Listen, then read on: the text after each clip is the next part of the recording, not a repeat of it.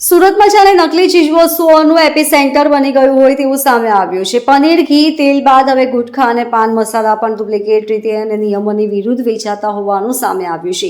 પોલીસે ગોડાઉનમાં રેડ કરીને તપાસ કરતા દિલ્હીથી લવાયેલો અંદાજે 4 કરોડથી વધુની કિંમતનો ગુટખા, પાન મસાલા સહિતની ટોબેકોની આઇટમ મળી આવી હતી। પોલીસે તમામ જથ્થો કબજે કરીને આગળની કાર્યવાહી હાથ ધરી છે। સારોલી પોલીસ સ્ટેશન હદ વિસ્તારમાં આવેલા સણિયા હેમાદ ગામ રોડ પ્રિન્સ એસ્ટેટ ખાતે આવેલા ક્રિયા શક્તિ લોજિસ્ટિકના ગોડાઉનમાં એસઓજીએ રેડ કરી હતી, જેમાંથી દિલ્હીથી લવાયેલા ડુપ્લિકેટ તમાકુ મિશ્રિત ગુટખા, પાન મસાલાના પાઉચ પૈકી ગુટખાના પાઉચ ઉપર કોઈ જગ્યાએ સહેલાઈથી દેખાય તે રીતે ચેતવણીની છાપ જેવી કે સ્ક્રલ, ક્રોસ બોન્ડ, વર્ડ વોર્નિંગ કે કેન્સરની બીમારી દર્શાવી કોઈ છાપ કે છબી છાપેલ ન હતી। અંગ્રેજી કે ભારતીય ભાષામાં ચેતવણી ન હતી।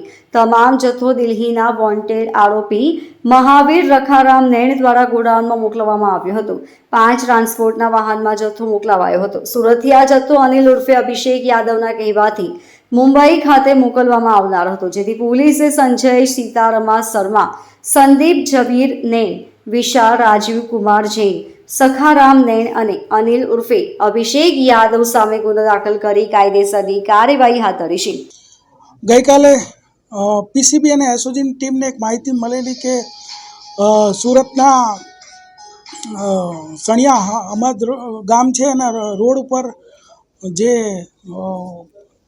ક્રિયા શક્તિ લોજિસ્ટિક નામનું ગોડાઉન આવેલું છે, ત્યાં દિલ્હીથી અમુક ટ્રકો આવવાના છે, જેની અંદર પ્રતિબંધિત ગુટખા તથા ડુપ્લિકેટ પાન મસાલા રાખવામાં આવેલ છે। તો એ ટ્રક જ્યારે આવ્યા અને અનલોડિંગની પ્રક્રિયા ચાલુ હતી તે દરમિયાનમાં પીસીબી અને એસઓજીની ટીમ પહોંચી અને આજે એની અંદર તપાસ કરતાં ટોટલ 4,99,00,000ના ગુટખા અને ડુપ્લિકેટ પાન મસાલા સાથે 5 ટ્રક અને 3 વ્યક્તિઓ એમ ટોટલ 6,20,00,000નો મુદ્દામાલ, 3 આરોપીઓ અને 5 ટ્રક આ બધો મુદ્દામાલ જપ્ત કર્યો। અત્યારે જે પ્રારંભિક અમારી પાસે માહિતી છે એ મુજબ દિલ્હીથી આ જે પ્રતિબંધિત જથ્થો જે છે આવેલો હતો અને પ્રારંભિક જે પૂછપરછ કરી એમાં દિલ્હીથી આ લોકો ગુજરાત અને મહારાષ્ટ્રમાં સપ્લાય કરતા હતા અને ગુજરાતમાં આ સુરતથી પછી ક્યાં ક્યાં સપ્લાય થતો હતો એની હજી પૂછપરછ ચાલુ છે।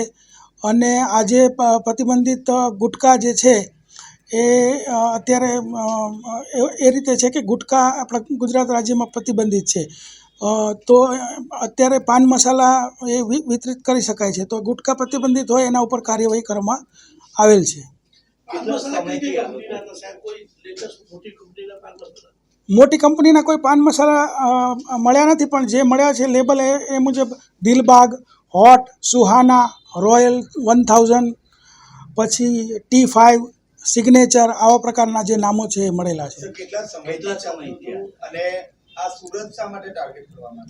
અત્યારે જે પ્રારંભિક માહિતી મળી છે એ મુજબ 3 થી 4 મહિનાથી આ નેટવર્ક ચાલતું હતું અને આ અત્યારે જાણવા મળ્યું એ મુજબ કે ભાઈ જેને ગુટખા ખાતા હોય એ લોકો માટે પેલું જે મિક્સ કરવું ન પડે અને ડાયરેક્ટ મળી રહે એ માટે આ કરવામાં આવતું હતું। એ હજી તપાસ ચાલુ છે, એ બાબતે જ્યારે જાણકારી થશે ત્યારે આપવામાં આવશે। જેમની ધરપકડ કરવામાં આવી છે એમાં એક સંજય શર્મા અને સંદીપ નૈણ છે, જે લોકો અહીંયા કુંભારિયા રોડ સારોલી રહે છે, અને જે વિશાલ જૈન છે યુપીનો રહેવાસી છે, જે માલ લઈને આવેલો। આ ત્રણેયની ધરપકડ કરવામાં આવી છે અને બીજા 2 વોન્ટેડ આરોપીઓ છે।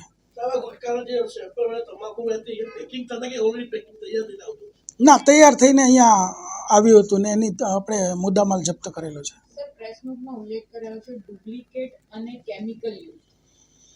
હા, એટલે ડુપ્લિકેટ અને કેમિકલ યુક્ત એ ઉલ્લેખ કરાયો છે ને એને FSLમાં તમામ જે આપણે મુદ્દામાલ જપ્ત કર્યો એના જે નમૂનાઓ છે મોકલવામાં આવેલા છે। ત્યારબાદ FSLનો જે રિપોર્ટ આવશે એ મુજબ આપણી કાર્યવાહી આગળ થશે।